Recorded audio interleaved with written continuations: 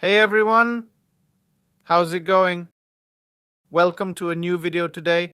Hope you're having a great day because I sure am. Today we'll discuss the confirmed trade.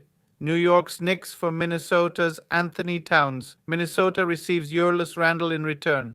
Let's talk about this. Personally, I think it's a puzzling move. I believe there's a significant gap between these players. There's a first round pick involved, which could be great or just end up being a role player. But honestly, I struggle to see how this trade is worthwhile. This trade, I really don't get it.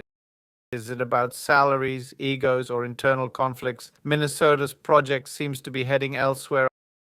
I just don't understand it. They surprised everyone as title contenders this year. If I recall correctly, they reached the conference finals against Dallas. They were eliminated. Honestly, they exceeded my expectations. As I've said before, Rudy dominated. He's a player I really like. Karl-Anthony Towns seemed to be the star of that team. This year, Anthony Edwards was the team's breakout player, already showing promise. But this year, he established himself as the team's best player. I thought they had a big three that worked well as title contenders. I don't understand why you'd break that up. Not only break it up, but make a trade that doesn't benefit your team at all.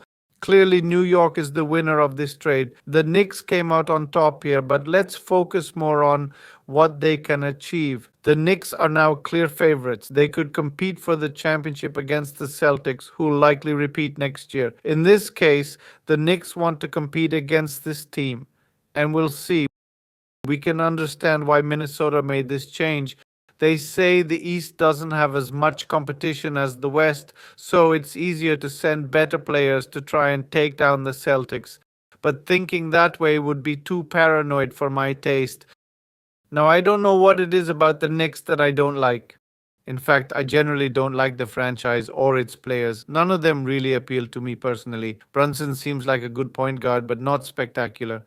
He stands out stats wise, but there's no real superstar on the team. The Lakers, Sixers, and Warriors wouldn't want him. He's good, but not that good. I couldn't put him with Ja Morant, Shea from OKC, Anthony Edwards, or Luka Doncic. No, he's not at that level.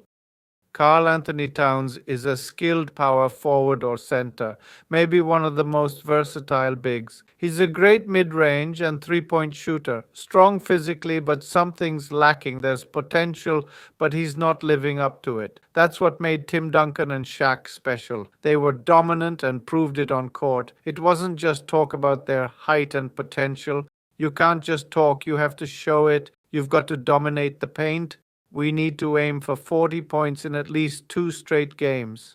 At the moment, he's not showing the profile of being that caliber of player. Let's be honest, an all-star, a championship contender like Anthony Edwards is becoming, but I think his career might dip with the Knicks. I feel the Knicks actually needed a young, tall, strong, well-rounded center instead. There's always been rumors about Joel Embiid going to the Knicks. Obviously, he's not going to the Knicks. If you're sixth in the standings, it's better to stay put. But honestly, this transfer seems odd and even suspicious to me.